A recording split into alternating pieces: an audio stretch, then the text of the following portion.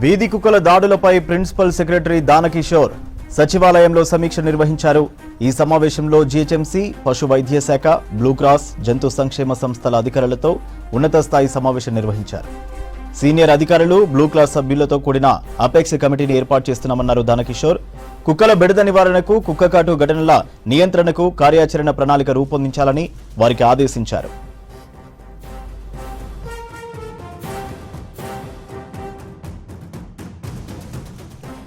కుక్కల ప్రవర్తనపై resident welfare associations, slum area ఫెడరేషన్లకు, పాఠశాల విద్యార్థులకు అవగాహన కల్పించేందుకు ఐఈసీ క్యాంపెయిన్ చేపట్టాలన్నారు.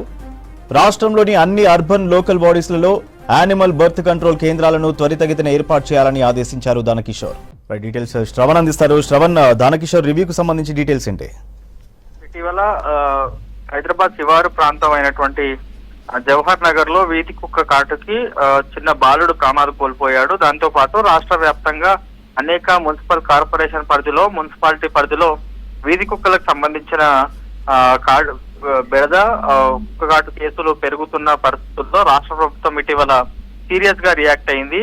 వీధి కుక్కలకు సంబంధించినటువంటి అంశం పైన ప్రత్యేకంగా ఒక కమిటీ వేయాలి. ప్రత్యేకంగా ప్రతి మున్సిపాలిటీలో, మున్సిపల్ కార్పొరేషన్ లో కాల్ సెంటర్ ను ఏర్పాటు చేయాలి.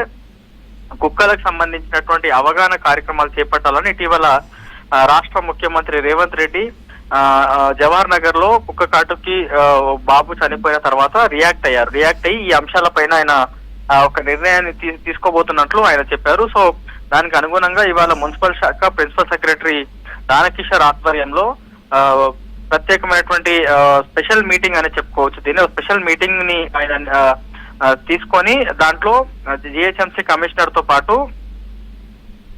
పశు వైద్య శాఖ, దాంతో పాటు బ్లూ క్రాస్ కి సంబంధించినటువంటి వాళ్ళు, అంటే ఇద్దరు కూడా సంస్థకు సంబంధించిన వాళ్ళు, దాంతో పాటు యానిమల్ ప్రేమికులు అంటే జంతు ప్రేమికులకు సంబంధించిన వాళ్ళు, ఇట్లా అందరూ పాల్గొన్నారు.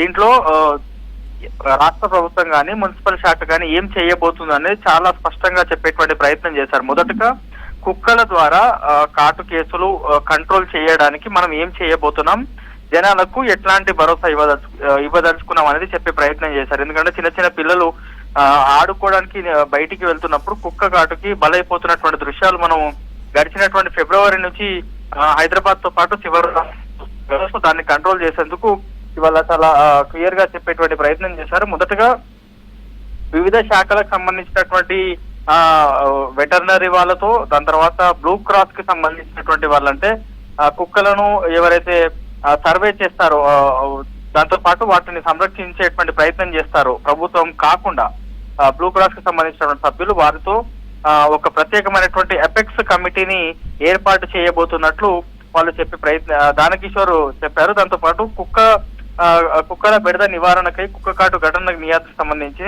పూర్తి స్థాయి ఒక ప్రణాళిక రూపొందించాలని ముఖ్యమంత్రి ఆదేశాల మేరకు ఇది జరుపుతున్నాం అనేటువంటి అంశాన్ని కూడా ఆయన చెప్పే ప్రయత్నం చేశారు. అంటే ముఖ్యమంత్రి ప్రస్తావన 2-3 సార్లు తీసుకొచ్చారు దానకిషోర్. ప్రభుత్వం అంత సీరియస్ గా కుక్కల కాటుకు సంబంధించి కావచ్చు, కుక్కల బెడదకు సంబంధించి సీరియస్ గా ఉందని ఆయన చెప్పే ప్రయత్నం చేశారు. దాంతో పాటు ఎండాకాలంలోనే కుక్క కాటు కేసులు పెరుగుతాయి, మరి వర్షాకాలంలో, చలికాలంలో కూడా ఎందుకు ఈ కుక్క కాటు కేసులు పెరుగుతున్నాయి అనేటువంటి అంశం, అంటే కుక్కల ప్రవర్తన పైన residents welfare association, slum area federations కు ప్రత్యేకమైనటువంటి అవగాహన కల్పించాలి. అంటే ఒక ఇన్ఫెస్టేషన్ అనేటువంటి అంశాన్ని, అంటే ఇన్ఫెస్టేషన్ ద్వారానే కుక్క కాటు కేసులు పెరుగుతున్నాయి. అంటే ఎండాకాలం తర్వాత వర్షాకాలం రావడంతో ఆల్ ఆఫ్ సడన్ వాతావరణంలో చేంజ్ రావడం, వాటికి స్కిన్ కి సంబంధించినటువంటి ఎలర్జీ కావచ్చు, స్కిన్ కి సంబంధించినటువంటి కొంత ర్యాషెస్ వస్తే కుక్కలు ఆ విధంగా రియాక్ట్ అవుతాయి. అందుకే వచ్చిపోయే వాళ్ళ మీద కావచ్చు, లేకపోతే కుక్కలకు సంబంధించిన వాటి పిల్లలు ఉంటాయి, వాటి పిల్లల జోలికి ఎవరైనా వస్తే చాలా సీరియస్ గా కుక్కలు రియాక్ట్ అవుతాయి. అందుకే కుక్క కాటు కేసులు పెరుగుతుండొచ్చు అనేటువంటి అంశం ఒకటి వెటర్నరీ అధికారులు చెప్పే ప్రయత్నం చేశారు. అది కాకుండా వాటికి సరైన టైంలో వాటర్ కానీ ఫుడ్ కానీ దొరకకపోతే కూడా కొంచెం సీదర్గా వ్యవహరించి అక్కడ నుంచి పాస్ అయ్యేటువంటి వాళ్ళ మీద దాడి చేసేటువంటి ప్రయత్నం అవి చేస్తాయి. సో వాటిపైన పూర్తి స్థాయిలో జీహెచ్ఎంసీ అంటే గ్రేటర్ హైదరాబాద్ మున్సిపల్ కార్పొరేషన్లతో పాటు రాష్ట్ర వ్యాప్తంగా ఉన్నటువంటి అన్ని అర్బన్ లోకల్ బాడీస్ అంటే మున్సిపాలిటీలు, దాంతో పాటు మున్సిపాలిటీలు, దాని తర్వాత ఏవైతే గ్రామాలు ఉంటాయి, గ్రామ పంచాయతీలు కావచ్చు, ఇతర ప్రాంతాల్లో మొత్తం అన్ని చోట్ల కూడా దీనికి సంబంధించిన ప్రత్యేక ఫోకస్ పెట్టాలన్నారు. దాంతో పాటు జిహెచ్ఎంసీ పరిధిలో శానిటేషన్ కి సంబంధించినటువంటి వర్కర్లు కావచ్చు, ఫీల్డ్ అసిస్టెంట్లు కావచ్చు, జవాన్లు వాళ్ళందరికీ అవగాహన కల్పిస్తారు. జనం మధ్యలో తిరిగేటువంటి వాళ్ళు కాబట్టి వాళ్ళే నేరుగా జనంకి చెప్పేటువంటి ప్రయత్నం చేస్తారు.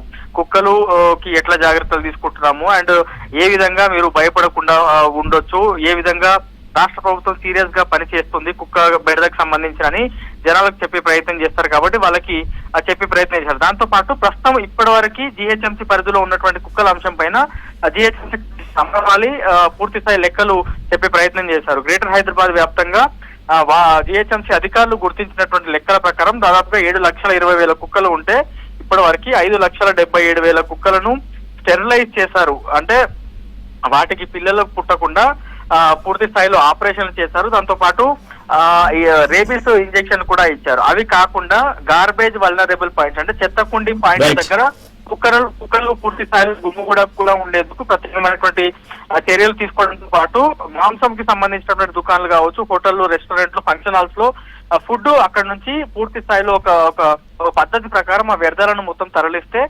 కుక్కలకు సంబంధించినటువంటి బెడద రోడ్ల పైన కొంచెం తగ్గేటువంటి అవకాశం ఉందని చెప్పి అమరాపాలి చెప్పారు. ఓవరాల్ గా అయితే కుక్కల బెడదకు సంబంధించినటువంటి అంశం పైన రాష్ట్ర ప్రభుత్వం సీరియస్ గా రియాక్ట్ అయింది. దానిపైన ప్రత్యేకమైనటువంటి ఎఫెక్ట్స్ కమిటీ ఏర్పాటు కాబోతుంది. మేబీ ఒక 1 వీక్ లోపల దీనికి సంబంధించినటువంటి పూర్తిగా టీం రెడీ అయ్యి గ్రౌండ్ లెవెల్ వరకు కూడా స్టార్ట్ అయ్యేటువంటి అవకాశం ఉన్నాయి. సూర్య, రైట్, థ్యాంక్ యూ శ్రవణ్.